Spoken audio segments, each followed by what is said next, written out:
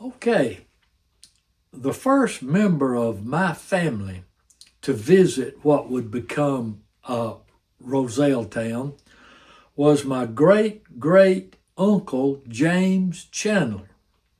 Now, according to family history and also told in Historic Tales of Talladega County, Historic Tales of Talladega, it's a good book.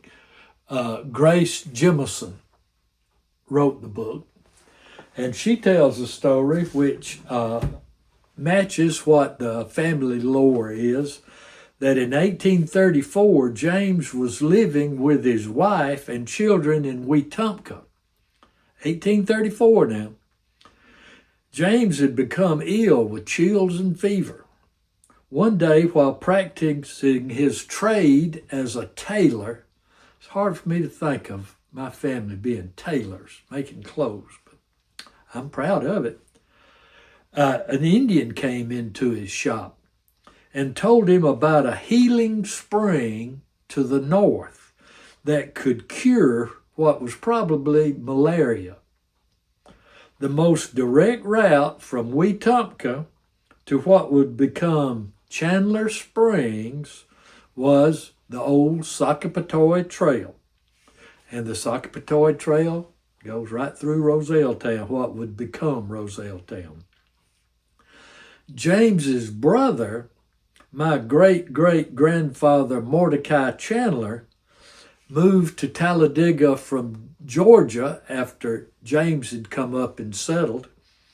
And he and James, Mordecai and James, became the first tailors, according to this book, I think, in Talladega County. And they also developed Chandler Springs. They built a house. There's a series of springs with different wonderful healing waters, and it later became a resort and a pretty big deal with a big like hotel, and people bought cabins around it. But they weren't interested in that. They owned the land, but they leased it out to other people. Mordecai Chandler, my great-grandfather, if anything, he was a land trader. I've gone back and checked old early Talladega County land transactions, and he owned land all over the county and then what is now Clay County. And he'd buy it and keep it a few years and then maybe sell it, probably for a profit. And he had also done the same thing in Georgia before he moved here, and as a young man. In about 1844, the estate of William Bull, remember the guy that got killed down at the Mineral Springs by Crazy Fish, his estate was settled, and Mordecai Chandler bought the farm. So now the farm, in 1844, the farm is in our family's name. And after living there a short time, naturally, he sold the farm to another guy, my great-grandfather, Enoch Rozelle. So one great-grandfather bought the land from another great-grandfather. Enoch Rozelle lived on the farm until his death in 1892. Enoch's son, John, married Mordecai's daughter, Elizabeth. And it's from that union that all of us Rozelles in our family are, we sprung from that union that started right here. So now, let's stop talking here and let's go to Rozelle Town. We'll meet across the creek. See you in a minute.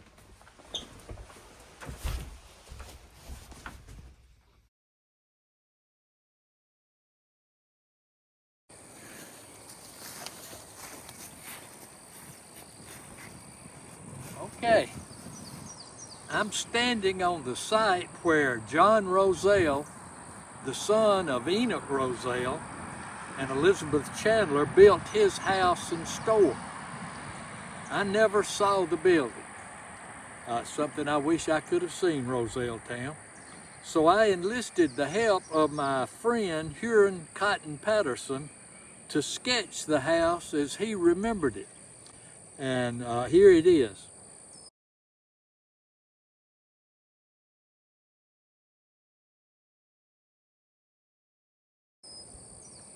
That's pretty good, I think, isn't it, for an amateur? He never had any formal training in drawing. John's house and his brother Marvin's house, which was located across the road over there,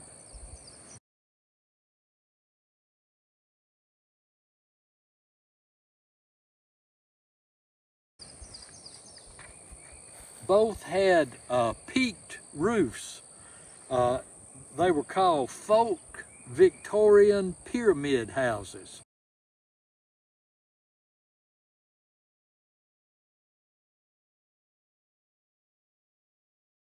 And they were common in the South in the 1880s and the 1920s.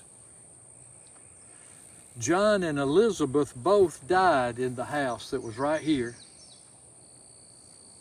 The water that from all the wells up here on where the Rozelle Town was, the water was no good.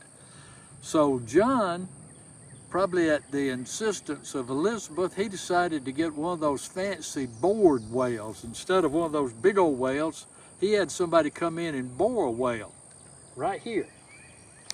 But sadly, a cat fell down in the well not too long after they had it bored and died down there. He drowned. And from then on, the people were always a little suspect of the water. They thought it had a little smell to it. So when company would come, John would take one of those old cedar buckets and go down to the mineral springs and bring drinking water from the mineral springs, which was always good. Okay, so instead of facing the Sakapatoy Road, John's store, which was right down there at that little, the front of it was kind of north of that clump of trees with that cedar in it. Instead of facing the store towards the road like most people would have done, and the road right here was pretty close to where County Road 7 is, he turned the store facing back this way towards the house. And so he could set up here in his parlor, probably right down here. He could sit in his parlor on a cold day or a hot day sipping tea, and he could watch the front of his store, and if a customer came up, he'd go run down there and sell them, you know, a sack of flour or whatever they needed. Now, across the road from John's house and store, and on the same side of the Sakapatoy Road as Uncle Marvin's house, on the edge of that field, there was a steam-driven cotton gin, and a little steam engine that they, Rozelle's managed to figure out how to work it somehow, and so they ginned the cotton for themselves and neighbors around here. And there was also a blacksmith shop across the road over there, and there was a syrup mill, one of those pulled by one mule round and round, and the Rozelles owned that, and they would lease it out. If somebody else had ribbon cane, they would break it down, take it to their house, and they could make syrup. And I'm sure Rozelles charged them a couple of dollars for that. And the Rozelles also always kept a fine pedigreed jackass that they used to rent out to make mules. And around the turn of the century, right down in the bottom of this hill, there was a narrow gauge railroad that was built by Call Lumber Company.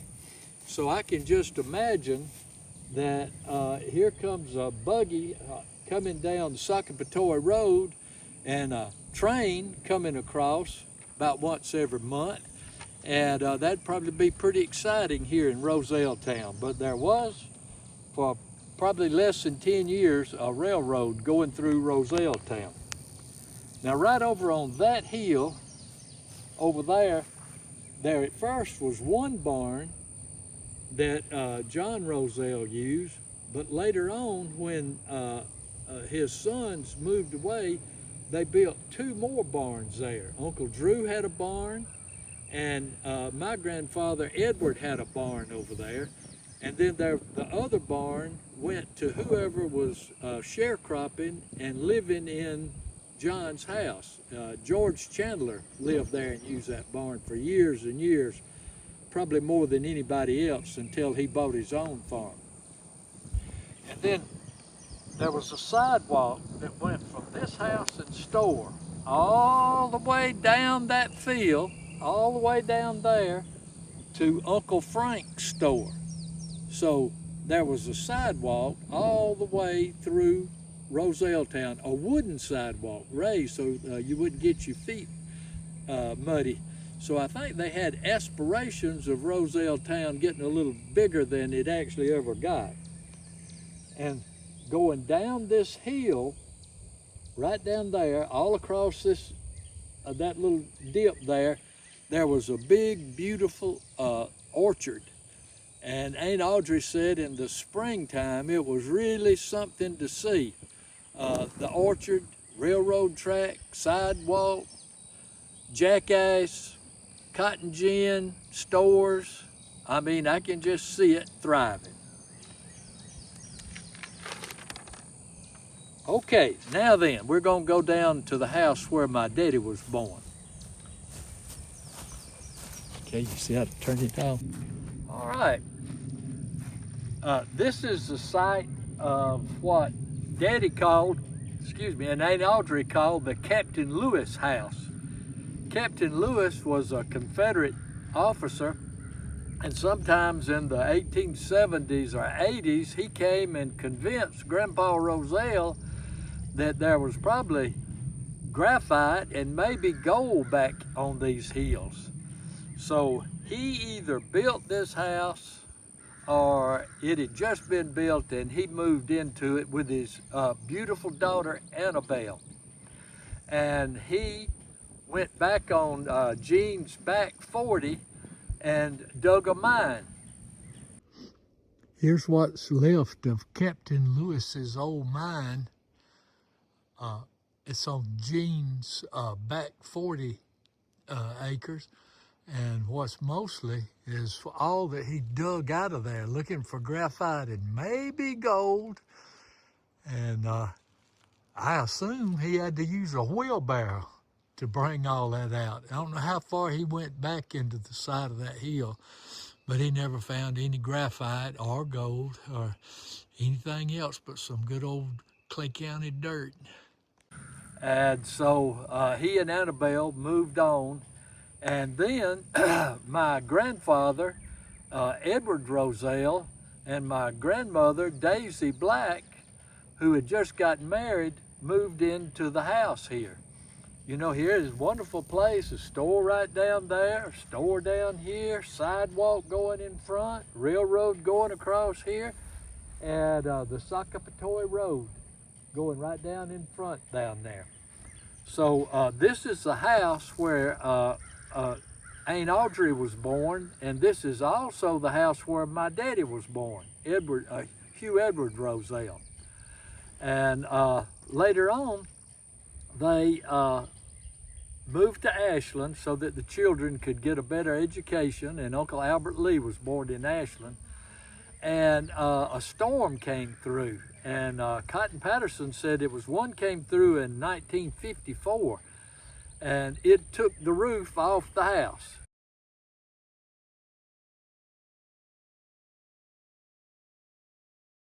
And you can still, all down in the woods, you can find that fine metal, and Grandpa Rozelle always lamented that they'd spent so much money on that roof and then the storm blew it away.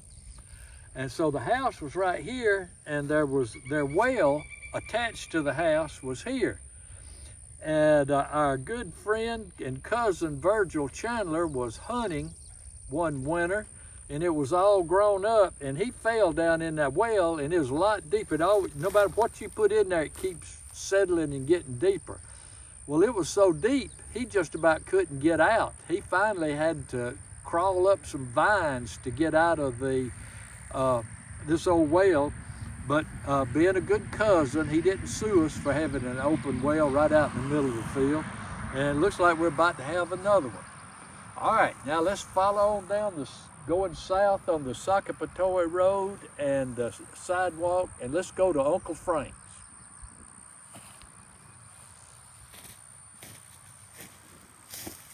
All right. Is it still going? Mm-hmm. Okay, come back to me. Hold the phone. One moment. I forgot something. Between the houses, there's John's house, this is going to be Edward's house, Uncle Frank's house. There was another house right in here that William Bull that we talked about before built. And I imagine it was close. There's another well down there, and that's the house we talked about before, the two-story house that was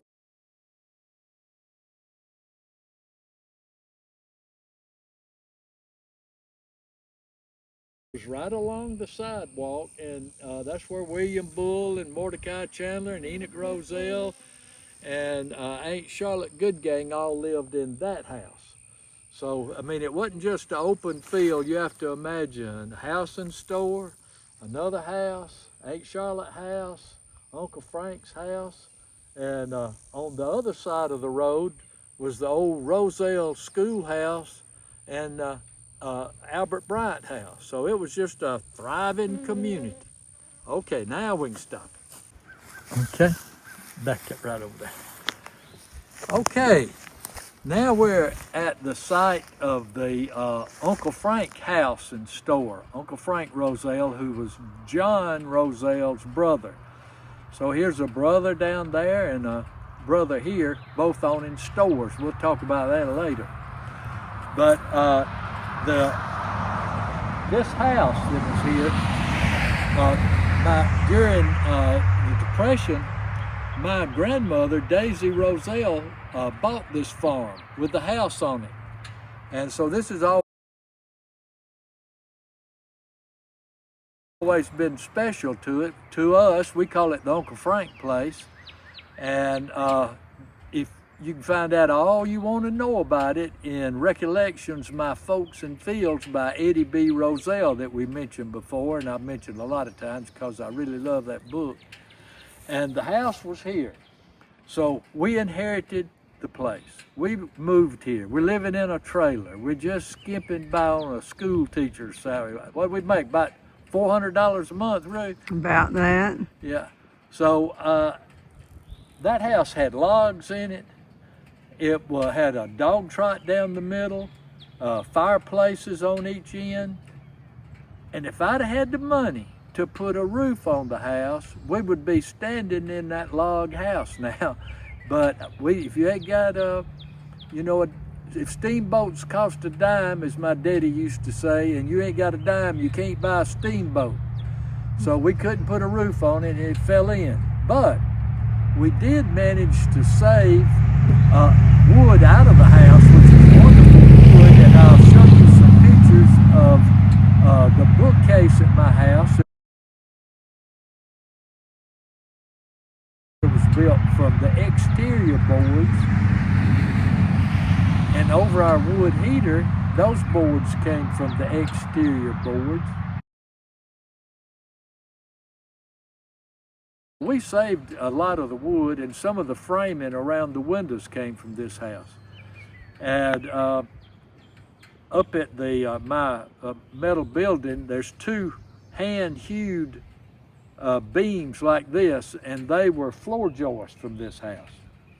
So the house was here, had a dog trot through the middle, and I'll show you Cotton's picture.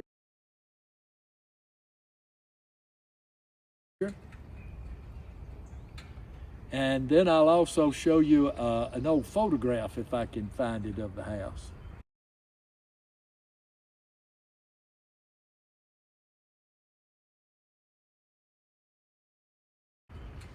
And then the store was where that four-wheeler is, a little store, wasn't a big store, it was a smaller store.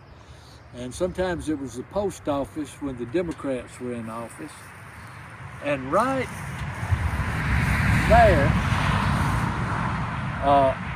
Uncle Frank dug up a little a sprig of a beech tree down in the swamp and came and planted it in his front yard. And that tree grew to be this big, huge, beautiful beech tree. And sadly, and I carved my son Lee's name on the tree when he was little. We called it the Lee tree.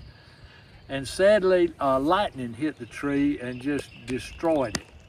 But a cousin asked if he could have some of that historic Rozelle wood, and he made a little bowl for us out of the beech tree, Uncle Frank's tree, or as we call it, the Lee tree that was right here. So here's the store facing that way, the house facing this way, and across County Road 7 was the old Sockapatoy Road. There was a little kind of a grove of trees between Uncle Frank's store and the old Sockapatoy Road. Okay, I think that's about it on Rozelle Town. If we were turning around back in the old days, going back, we would go up the Sockapatoy Road. There'd be fields on both sides of the road where they grew cotton. They grew the corn down in the swamp and the cotton up on the hillside. And we would go by the Rozelle School, little one-room school, another house. Oh, right across the road here was another house with a peaked roof. And that's where Uncle Albert lived, across the road over there at one time, and also Uncle Sam lived over there.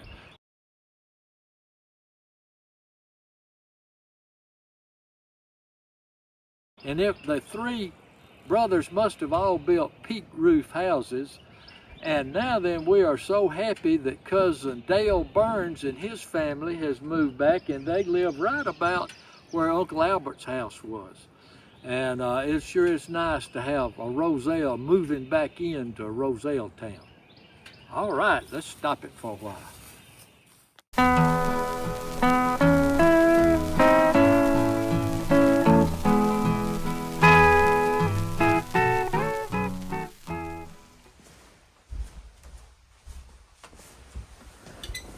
Okay, we're back from Rozelle Town, and we've discussed the Rozelles and the Chandlers, my family, who settled Rozelle Town.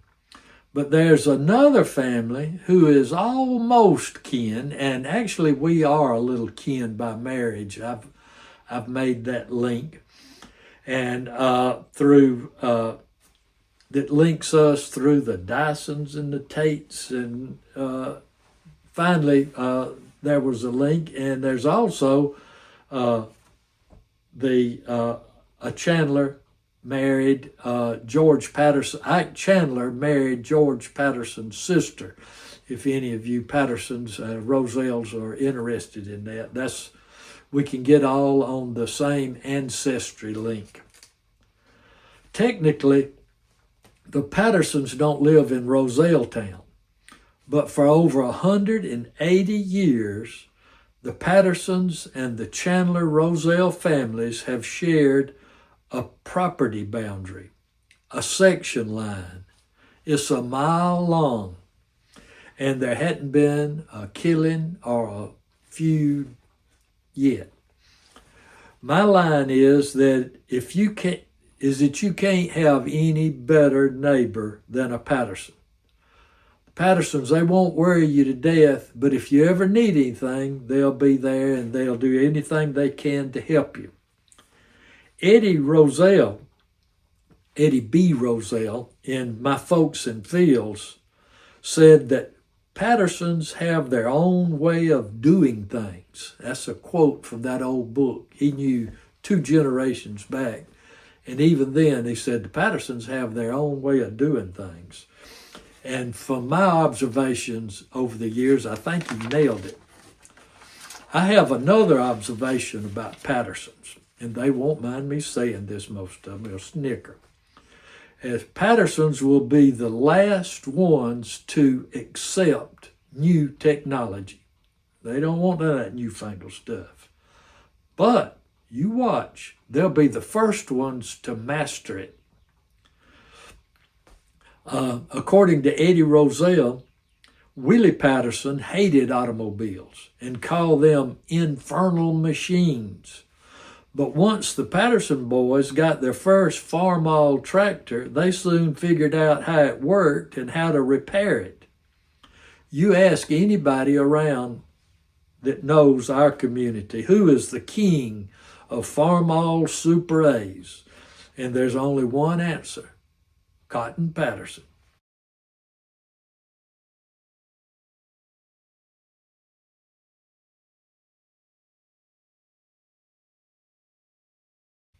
His nephew, Steve Patterson, is studying up to take his place. Now, I've told Cotton that when that sad day comes, if I outlive him, Cotton rebuilt a little farm-all tractor for me. And if he passes before I do, I'm going to stand up at the funeral and tell everybody that I've got a farm-all tractor for sale, because I know I can't keep it going without Cotton. He can just listen to it. You know, Pattersons know how to turn those little screws on a carburetor. You won't find any Rozelles, maybe Cousin Gene could have, but just about every Patterson can take a screwdriver out of his pocket and adjust the carburetor. And I guess that's all I've got to say about the Pattersons, except that they, for a long time, they have been great neighbors. And I hope the Rozelles and Pattersons can continue to live together. Us Rozelles, we're kind of drying up, and there are not many of us left. So let me make this a suggestion to my descendants. If it ever gets to where you have to sell the land, there's nobody to live here, you can't afford the taxes, and if there's no Rozelle or Chandler that wants to buy it, please try to find a descendant of Archibald Patterson and try to sell it to them, because if we can't keep it in our immediate family, that would be almost like keeping it in our extended family. Okay. Precious memories, unseen angels, sent from somewhere to my soul. How they linger ever near me, and the sacred past unfold.